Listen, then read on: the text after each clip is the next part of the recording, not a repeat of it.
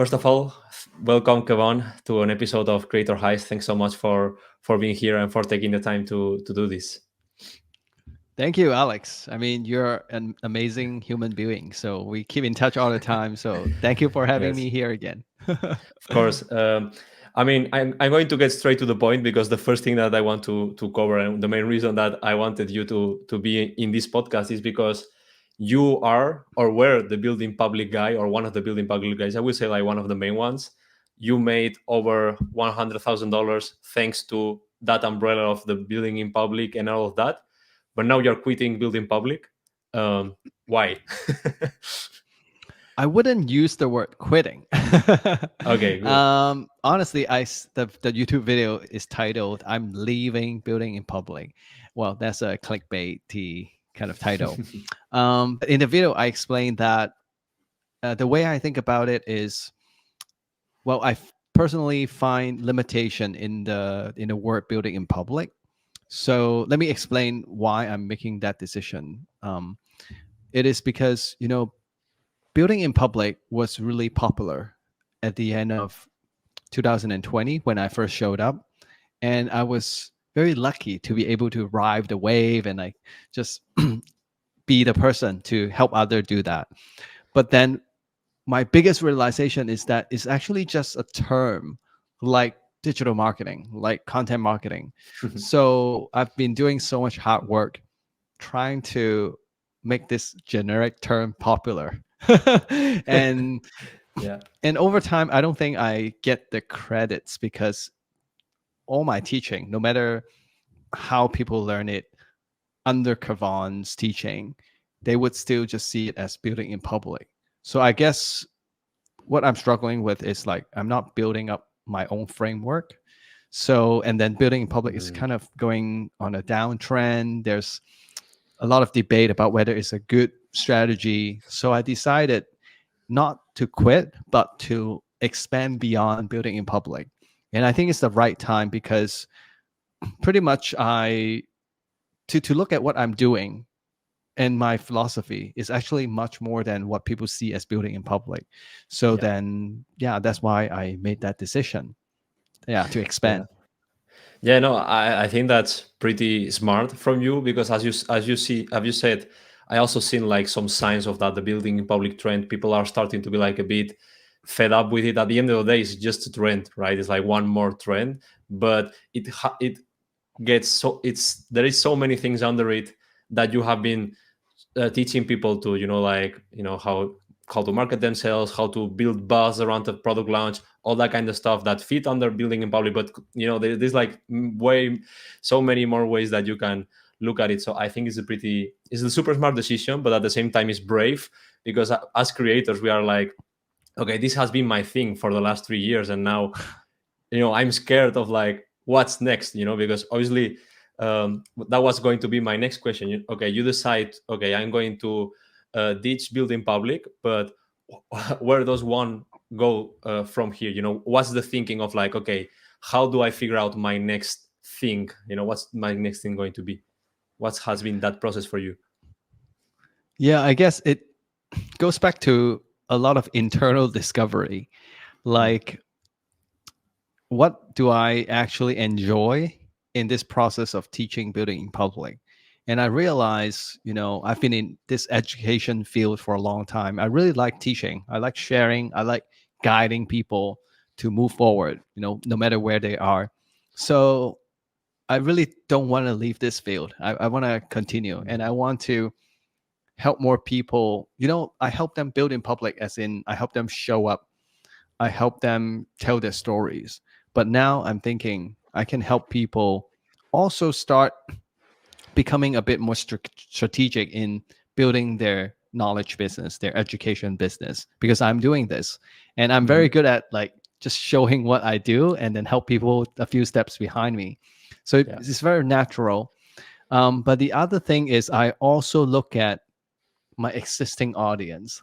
Like, would it be a very smooth transition if I start selling things related to building an education business? Mm. Would they take it? And the Yeah. answer is yes, because I serve a lot of info products creator, aspiring creators, And that is very important because I definitely don't want to get rid of what I'm doing right now and then set up something new. That's not my intention. I want to keep doing what I do right now because it's my main program, Building Public Mastery. And I think it's Yeah. actually solving a very key problem. A lot of people really have a hard time talking about what they're working on. So Yes. I'm gonna continue to teach that. But now I have something new that is about helping people build their education business. So I think it can go hand in hand. That would be my thought process. Yeah, I think again it's pretty cool because building public at the same time early on it helps you like ride that trend and be like the guy, and get some traction. But longer term, and this is what was happening to you. I think it becomes like some sort of a handcuffs for you. Like you cannot go out because you are the building public guy. Now you have like a bigger umbrella. Let's say like building a creator, like an education business. Sorry, is like that's a bit more big, so you can fit more topics under it, you can talk about more things. But so I really like the direction. But here's a question that I have, like for anyone that's listening to us, and it's like, maybe I have this thing that I want to be known for. Should they already start with, like, here's the question of like, should you be like a niche first and then expand, or should you start with the expanding first and then niche, like, according to you, like, what's the best way to go about it? Because you obviously followed one thing, but would you have done it differently knowing what you know now?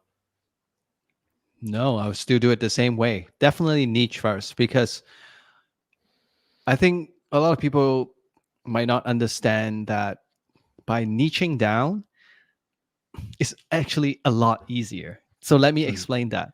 Um, at the end of 2020, I created a building public guide, 9 chapters, all for free. You don't even need to put in your email. So I Mm. became building public guy. And, because I'm the building public guy, so it's so easy for people to say, hey, you should check out Kevon. He's the building public guy. Yes. Count how many words people need to say to just refer people to me. Check out Kevon. He is the building public guy. That's like around 10, 11 words. That's how Yes. easy it is. But if you are, being broad, you try to cover a lot of things, it'll be Mm. very difficult for people to even recommend you. So that's not good. So that's number one. And I think number two is we can be idealistic about, oh, I want to build a school. I want to build a brand that can cover everything about online business. That's very idealistic. In reality, I think we just need to capture opportunity. Yeah. So 3 years ago, the opportunity was in building in public. I captured it. Very lucky. Yes. Yes. And now the opportunity is not there. So I need to go capture something new. I think that should be, the top priority because in our head we can do a lot of things, but is there enough demand to build a business around it? That's something we should consider first. Yeah. Yeah. I think that's really good advice. um Speaking more of like, the how you see now the business, you have your core offer, you have like the building public mastery that just started right now, as you mentioned. um, you have a few info products and all of that. How do you see those fitting your new umbrella? Are you going to rebrand them a little bit, like the names? Do those change not, or are you just going to keep everything the same and just keep adding more things on top of that? I'm just curious to see like what's your thinking there. Yeah. So I thought about this really hard. It is very easy to say Public Lab, my main brand, and Building Public Mastery, my main program. Maybe I should change the name and then call it whatever that is. So then Hmm. now I only have one brand. It's easier to market that way. But I think that sudden change is too extreme. Like the people who are following me, they would have a hard time digesting Yeah. that. So plus the biggest consideration is that I don't even know if my new direction would work or not. So if I do all the changes and remove the old stuff, it is Mm. very risky. So I'm a very slow and uh, how to say I guess, organized or maybe a planner. So in my mind, I want to do a slow transition. I Yeah. want to build a new brand for this new value proposition. And for a while, maybe I'll have two brand name under Hmm. Kevon. But I think that's okay because I also start to understand that um, it's okay if you have two brand, like people run different businesses, right? And my two Yes. businesses are, I mean, they're actually both education. So it's not that so different. So people come in and they would go through my journey, for example, landing page, emails. So Hmm. if people come in through my new school, they would be seeing what I want them to see. But if people come in through my public lab, they would Yeah. eventually get to my building public course. So it's totally okay. I think sometimes we think too much like, oh, this new person come in, they will check out everything and get confused. People rarely do that. People Yeah. enter from one point and then just keep looking at what you show them. So I'm just going to try that for a few months and then see if I really want to just focus on the new brand completely. Yeah, no, I think that makes a ton of sense. And as you said, like you are still building in public, you are still sharing all of this process in public. So people are actually seeing it with you. They are with you on it. They are like, following it and everything. So it's part of your band. Like it's super cool because it's meta and everything kind of ties together really, really nicely, So I think you don't have any problems. And as you said, people pay way less attention that we think they pay, to these kind of things. We are the only ones that pay so much attention to our projects. Yeah. This link needs to be perfect. This color here needs to be like, people. They really don't care that much about that kind of stuff, as long as what you give them is good, right? So I think I think on that way you are going to be perfect. I don't think you will have any issues. Yeah. Yeah. And I do have a plan to bring this new brand out, which is through a product. So Mm, I feel pretty awkward just announcing, hey guys, I'm building a new school to show you how to build your education business. That's hmm, that's a bit meh because like what can people do with it? So my plan is I'm gonna create a new product and then this product will go under this new brand name. So people can check interesting. out the product, they can even get on the wait list, they can buy it, and then maybe some of them will be noticing, oh, what is this new brand? Then they will check it out. I think that's a much natural way to discover the new brand. And I don't need to be so loud about it. I can be really subtle. Yeah, yeah, I got it. Yeah, super cool. So let me ask, is the broccoli going away, or is he staying? Because I love it. Your broccoli branding.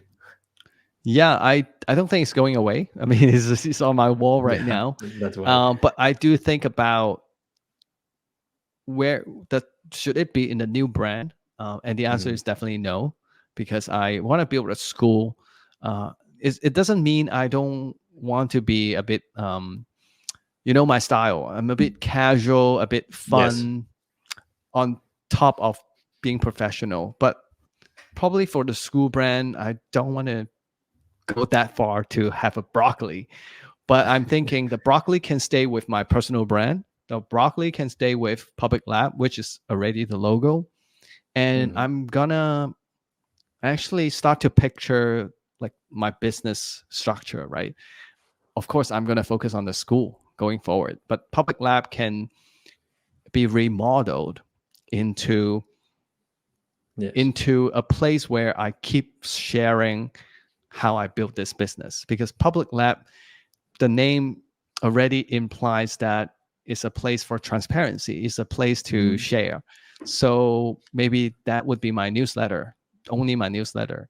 But then all my new products, the courses, the info products would go under the school brand. So I'm just, that's my current plan. So things don't go to waste.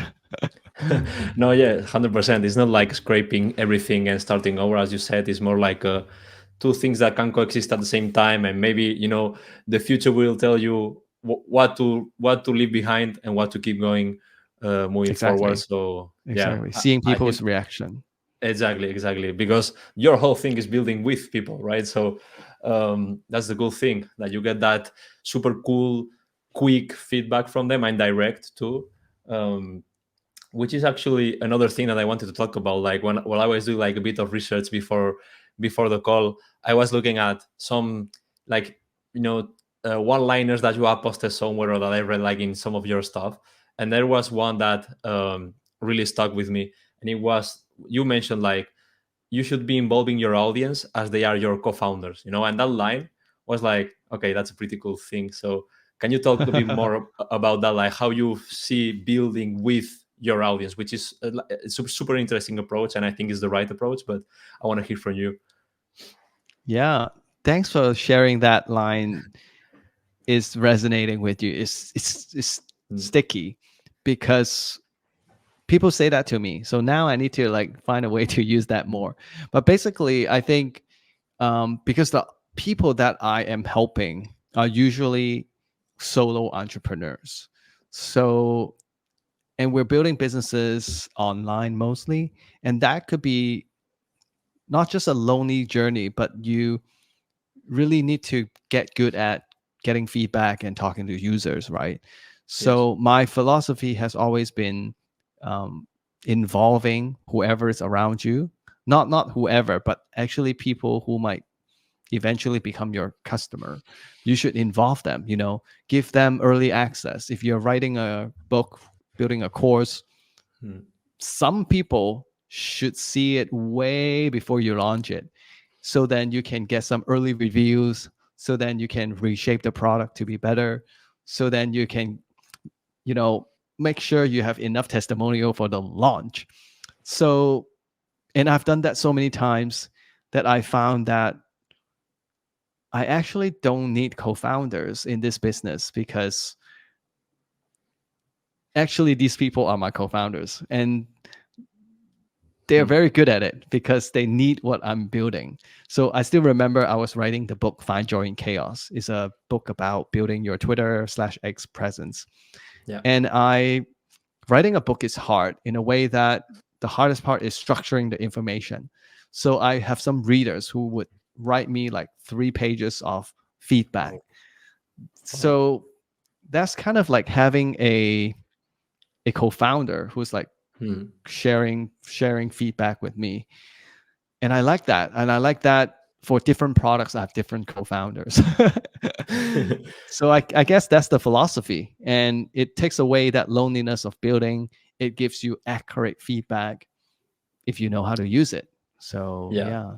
Yeah, that was going to be like, because when I think about it, I'm like, okay, listening to feedback is obviously good, but what happens when that feedback is like so against like your initial vision, for example, and maybe it's like good Oh, feedback, but I had this idea, this person said, I say A, this person says B, and there is no way to like yeah. match those. Like, should you still like trust your gut or listen to that person, or maybe not that person, maybe it's like a few person, but like, how do you think about like that clash of ways of thinking?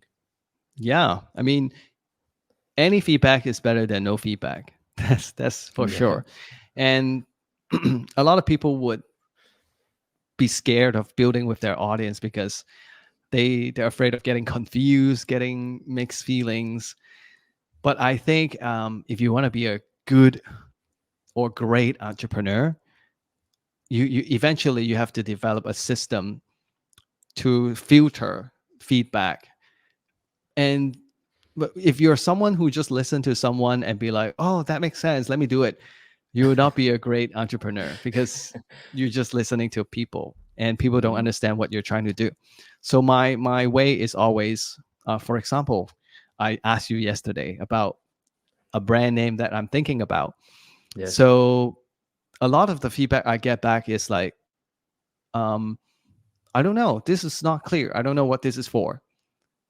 I would think that if you don't have a position in why you're asking people for feedback, then you would go, oh, this is not a Mm. good name. I should create something maybe called Creator School. That's so clear, everyone understand. But I know why I'm asking people. Like I know that I don't need to be clear with a brand name. Creator School sounds great, clear, but it sounds boring. Yeah, it's like, definitely. Creator School. It doesn't create that like, oh, this is weird. This is quirky. Yeah, it's not What is this? memorable. Yeah. Yeah, I want that feeling. So when people reply me like, this is not clear, I I like that. Yeah. Yeah. I like that it's not clear because it's aligned with what I'm trying to find out. So I wouldn't just listen to that feedback and be like, oh, I need to make it clear. So ultimately, it's about knowing your stand, knowing what exactly feedback you want. Um, I can tell you so many times that I reject feedback. But of course, I Mhm. wouldn't tell the person like, Yeah, of I don't course. like your feedback. Like, this is not useful. I wouldn't do that. I would be very thankful for all feedback. But just internally, I would be selective in what I use. Yeah, I think you said it when you just said it like you need to know why you are asking for that feedback. Just not asking feedback for the sake of asking is like, okay, I have this brand name. I just want to know people's reaction to it, as you said, like which is your case right now. And maybe a lot of people say, I don't know, I don't know, but maybe that's what you are asking for. Maybe that's, as you said, it's not. I know at least it's not a generic thing. It's something that gets like an emotional response for people, which is maybe what I'm looking for. So Exactly. yeah, that's pretty cool. I wanted to touch a bit too on a few things because I read your 100K case study, and for anyone that's listening to this and don't know what that is Kevon put out a case study, like I think it's like 40 something pages of how he grew his creator education business, and all of that, and the revenue and everything. Like everything is there, it's like super actually transparent, which is super cool. And in there, you mentioned that 82% of your income of the last 3 years, which is the time that your business has been alive, came from digital products, while the rest, I think it's coaching or like one-on-one things and a bit more like that. So, um, which is super interesting because one of the easier ways to monetize for creators, usually early, is the other way around: is to start with services, maybe one-on-one coaching or like done for you type of stuff, and then transition to digital products. So why did you choose that route first? Why did you say, because I'm understanding that you could have perfectly gone like, okay, I'm building services first, maybe I do some ghost writing for building public founders or whatever, and it would have been easier for you to transition. But so why did you choose digital product first, for your business strategy? Yeah. Sorry.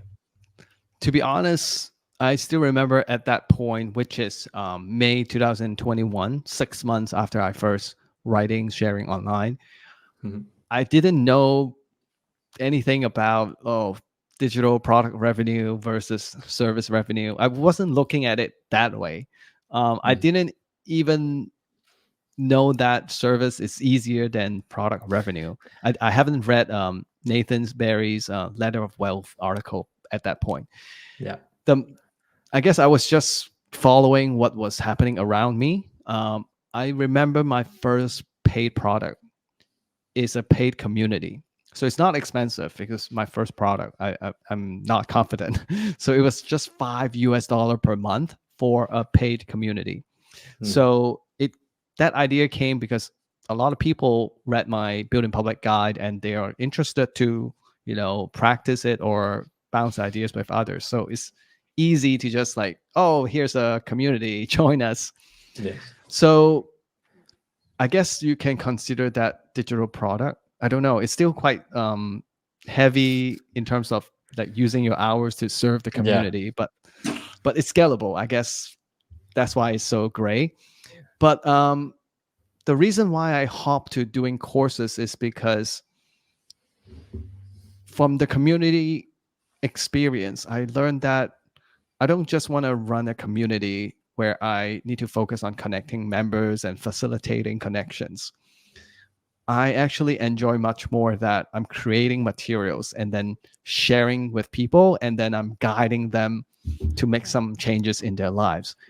I I learned that I love that. So for me, I'm following my interest to drop the community. I shut it down after 4 months and Mhm. start to run a course.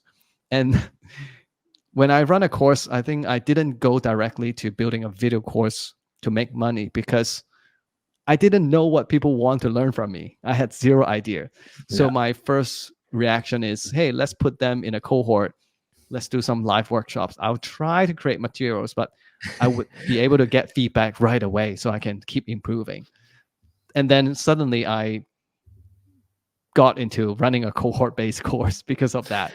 So yeah, I didn't really think about, revenue Hmm. types or anything. It was just following my learning and my interests. But the other thing is I hate doing services. I I just don't get the same satisfaction. Of course. Maybe because yeah, you're building your own thing under your own name. Hmm. That is like so good. But Yeah. that being said, I'm lucky to have some runway to be that spoiled to just Yeah. focus on Yeah. products. I when I tell my students, I also tell them that service is a good place to start to understand the audience, to understand the pain point, and then you can productize it to scale the revenue. Yeah. Yeah, I think you are a good example of someone that didn't have everything figured out and just figured out while doing it. I think this is a good example, as you said, like you didn't know that, services, or, you didn't have like a super complex business plan behind your thing. It was like, okay, let's just do this thing, which I think is the thing that I should do, but I don't know. But until I don't do it, I will never know. And, you end up finding your path now thanks to that, right? So, I think that's another thing that it's a big stopper for like a lot of new creators or stuff like that. Is like there is so many options of what to do. There is so many, and just pick one, start, and you can always quit and move to the next one. You don't just need to stop trying to figure it out I want before to add starting. something to that, which is Yeah, I'm still struggling with that. Let me explain. I told you I'm creating a new school, right? A school yeah, brand. And then, of course, I did some research, I did some planning. So I have a new business structure mapped out. Like, oh, I want to do low ticket, middle ticket, high ticket, all hmm that. hmm And then I want a logo, I want podcast, all that. And it's so easy, especially because I'm not a beginner anymore, to want to do it all at once. Like I want to start out with a nice domain, with a nice logo, everything, with 3 courses ready to go when people see the website.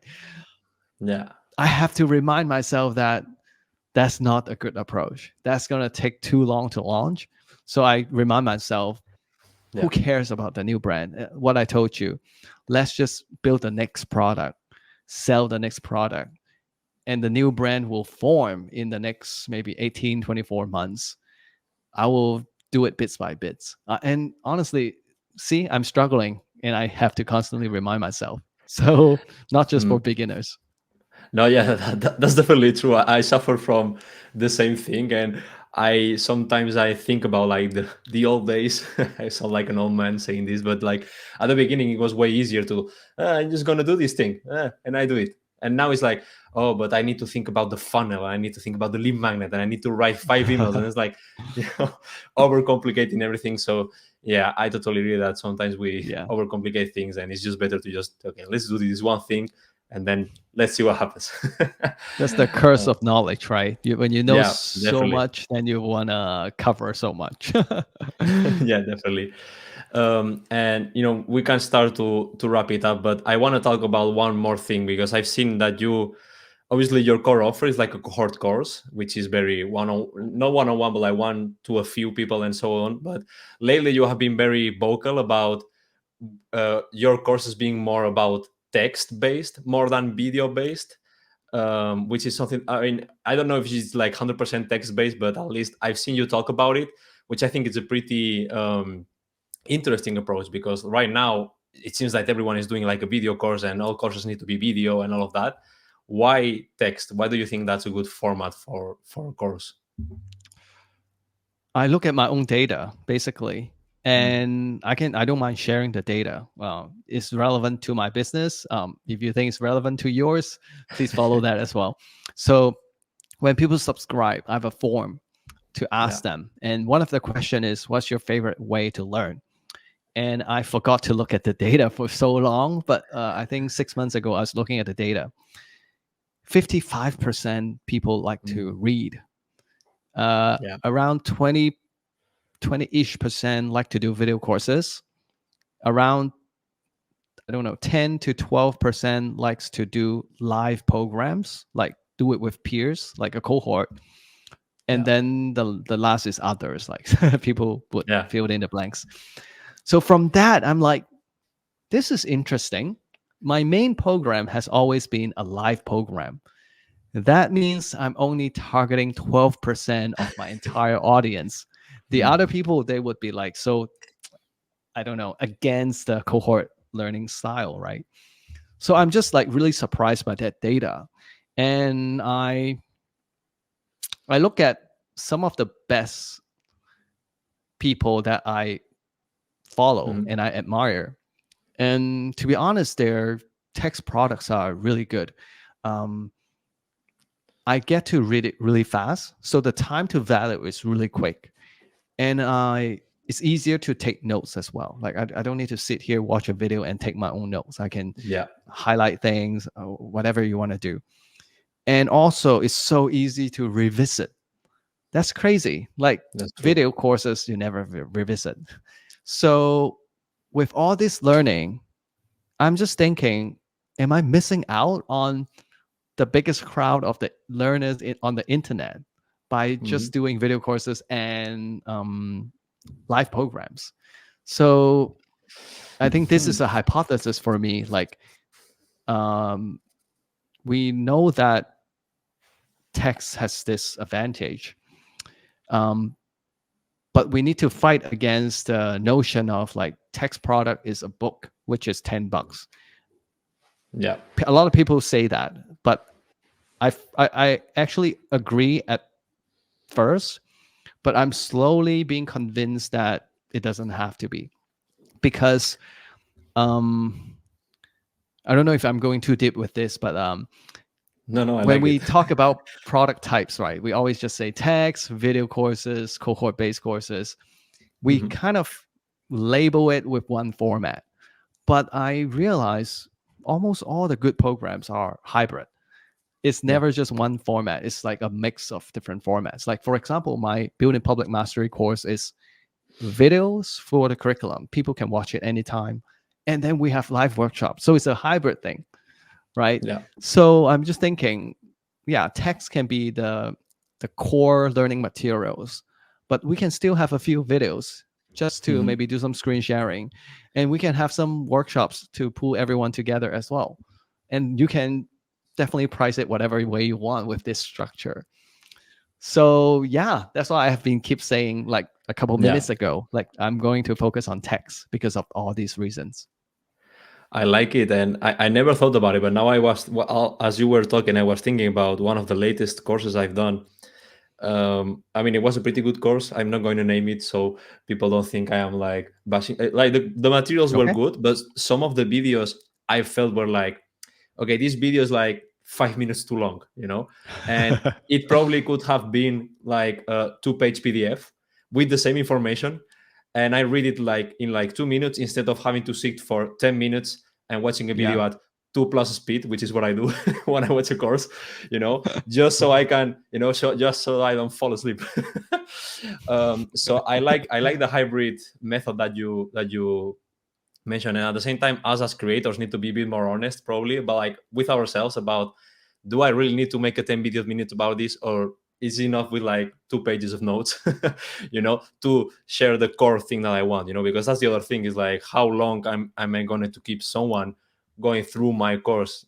More videos doesn't mean like more value, even though that's the perception. And as you said, even though text has like a lower price perception, if I say I have this, 40-page case study in your case, and you charge $100 for it, people are going to be like, never going to pay $100 for like a 40-page thing, But if you say it's a 4-hour video course on like how I built my 100K business, and the information is the same, people will be like, oh, that's too cheap, So yeah, that's super interesting, and I like your approach.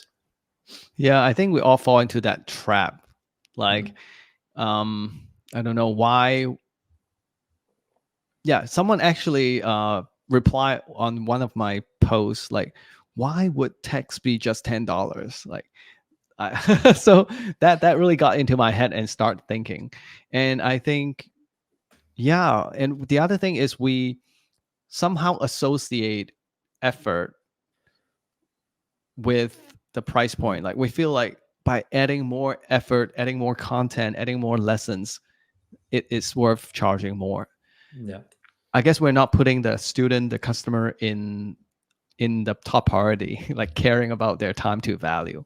Um, but the last thing I want to say is text product has to be really good. Like Yeah. Yeah. That's true. if you don't care about, like, the reason why people do videos is maybe because it's easy. Oh, you just create some slideshows and then you just start talking to the camera, and then you don't do much editing. That's not good enough. People Mm. Mm. don't enjoy your videos. But same to text. Text is actually really hard.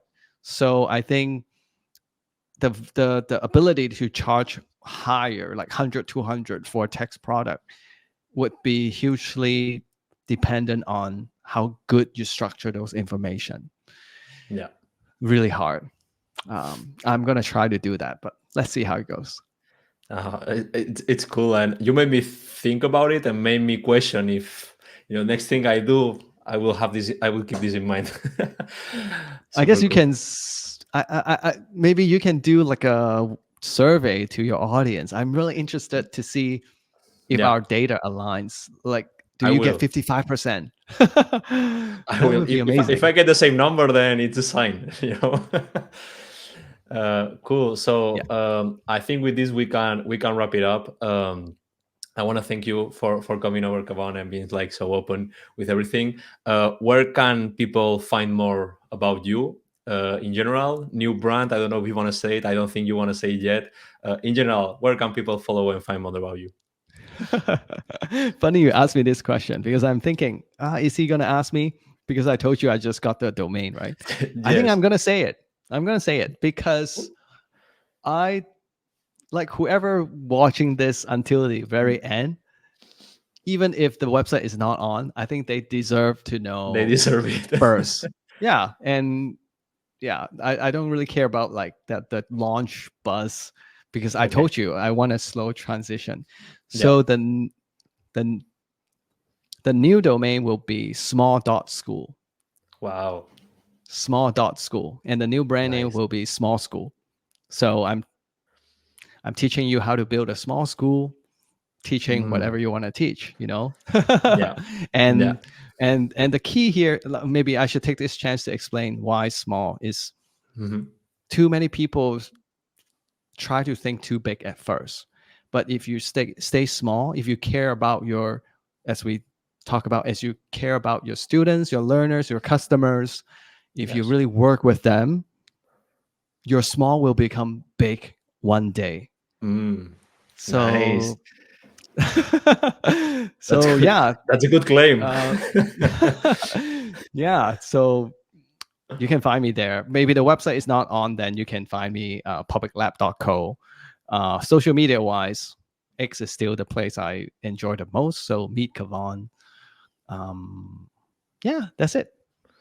Okay, awesome. Thanks again, Kevon, and thanks for everyone listening. And yeah, see you on the next one. All right. Thanks for having me. Bye bye.